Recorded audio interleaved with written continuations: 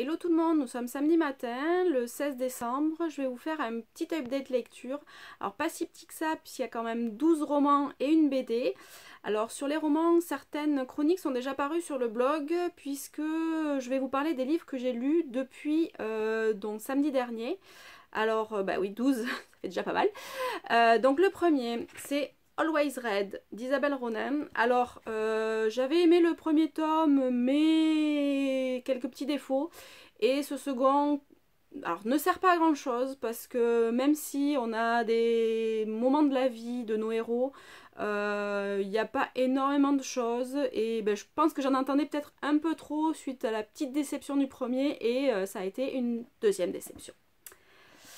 Ensuite, on change totalement de registre puisque j'ai lu 54 minutes de Marieke Nijkamp. Donc c'est l'histoire de Tyler qui pète un câble, clairement, et qui va prendre en otage dans l'amphithéâtre de son lycée tous ses copains et qui va tirer dans le tas, en tuer certains. Je crois qu'au bout du compte, il y a plus d'une trentaine de morts. Et donc on va suivre 4 narrateurs.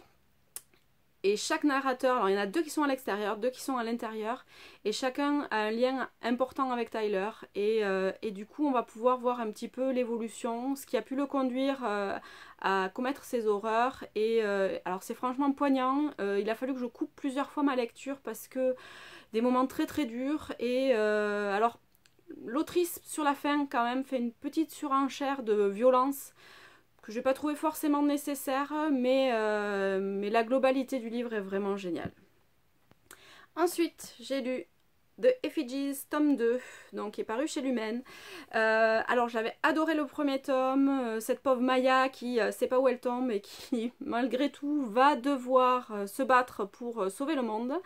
Bon, donc les 4 effigies sont toujours à la recherche pardon, de leur ennemi Sol, et elles vont devoir eh bien, savoir à qui faire confiance, ce qui n'est pas évident. On le voit du début à la fin, et la fin est tout simplement hyper stressante.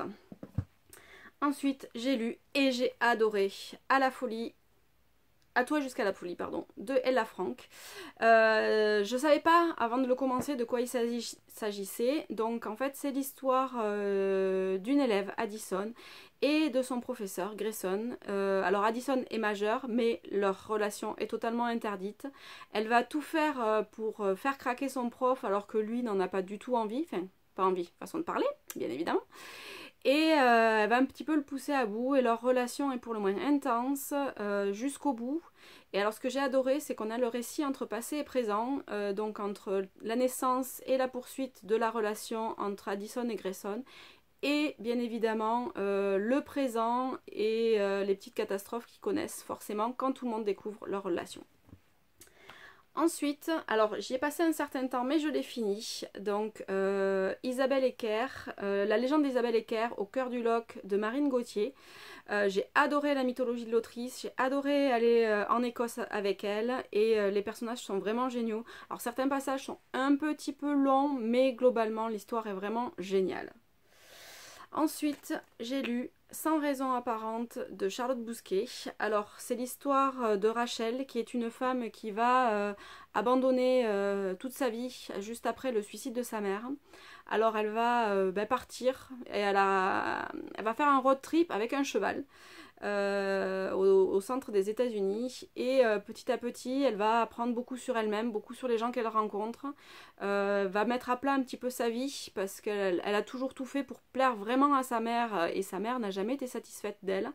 Et du coup, ben, le voyage étant spirituel que la relation avec son cheval Jean, et elle va nous réserver quelques petites surprises.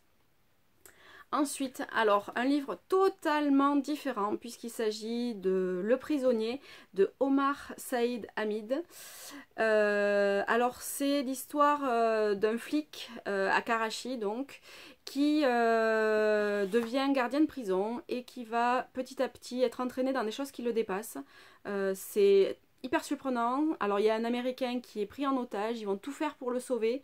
Et évidemment, c'est des complots, c'est de la politique, c'est des traîtres, c'est tout ça. Et l'auteur arrive vraiment à nous plonger dedans, à nous faire vivre chaque instant avec eux. Et c'est quand même assez énorme parce qu'il y a certaines choses qu'on ne voit pas du tout venir et du coup qui sont particulièrement surprenantes. Ensuite, je suis revenue à la romance avec Play and Burn de Fanny Cooper.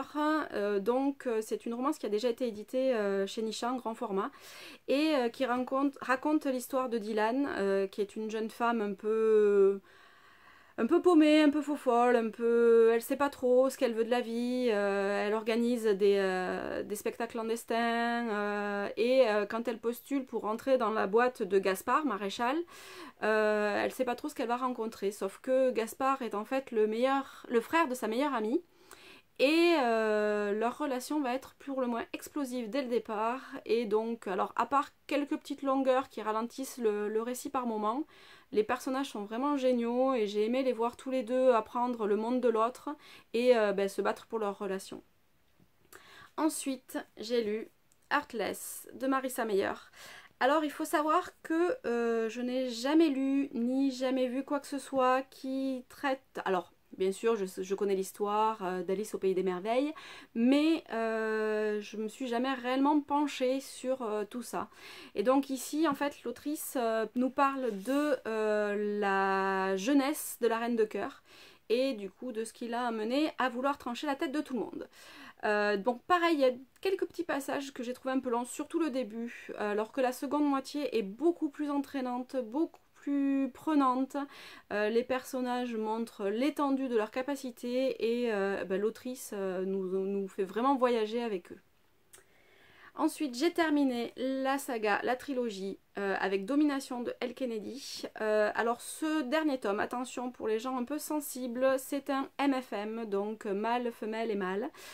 Donc un trio, avec Reese, donc la patronne d'une des villes des insurgés, et qui va vivre beaucoup de choses. Alors on a déjà croisé Rylan dans les tomes précédents, on a déjà croisé Sloan aussi dans les tomes précédents, et elle va enfin connaître un petit peu le bonheur. Alors l'histoire globalement est géniale, on a toujours les insurgés, la lutte contre le pouvoir et tout ça, mais la fin est un petit peu rapide. D'autant qu'en plus il n'y a pas de suite, donc l'autrice a créé un monde qui est vraiment génial et qu'elle ne développe pas réellement à fond, c'est ce qui est un petit peu dommage. J'ai dévoré Y aura-t-il de la neige à Noël? Y aura-t-il trop de neige à Noël? Donc de Isabelle Alexis, Tony Béard, Adèle Bréau, Sophie Henrionnet, Marianne Lévy et Marie Vareille. Alors il y a 12 nouvelles dans ce recueil. Les 6 premières avaient été éditées l'année dernière sous le titre de Let It Snow. Donc j'avais passé d'excellents moments. Et en fait les 6 nouvelles sont la suite logique un an après, toujours à Noël, des 6 premières. Donc c'est toujours très marrant, c'est très court forcément, mais ça te donne tellement le sourire qu'on voit vraiment pas les pages défiler. Et dernier livre que j'ai lu hier soir, il s'agit de Indécent, donc la saga Sexy Bastard de F. Jagger. Alors, je sais pas comment j'ai fait, mais en 2h30, j'ai dévoré les 377 pages du roman. J'avais adoré les premiers de toute façon. Et cette suite, alors, est un petit peu différente, puisque c'est Jackson, un des copropriétaires des différents bars à Atlanta, qui va rencontrer Skylar de manière un petit peu fortuite dans un bar à striptease. Et qui va essayer qui va être attiré par elle, même si lui il est plutôt à la recherche de la femme pour construire la maison, avoir le chien, les enfants, alors que Skylar ne s'attache à personne, vit sa vie comme elle l'entend, et du coup ça va être un petit peu différent de d'habitude, parce que d'habitude c'est plutôt l'homme qui veut pas s'attacher et la femme qui veut absolument l'attacher. Et ici donc c'est l'inverse. J'ai beaucoup aimé le rebondissement qui relance l'intrigue et qui nous permet de voir les personnages de manière différente. Et le final est vraiment génial. Donc voilà pour les romances, qui nous en fait 12. Et pour finir, je vais juste vous présenter rapidement La Grande Ourse, donc de Bordier et Sanoé, dans la collection Métamorphose. Alors les dessins sont vraiment magnifiques. Je vais ouvrir au hasard et vous allez voir, voilà. Donc c'est l'histoire de Louise qui est tout le temps triste et qui n'arrive pas vraiment à se sortir des fantômes qui la hantent dans son quotidien.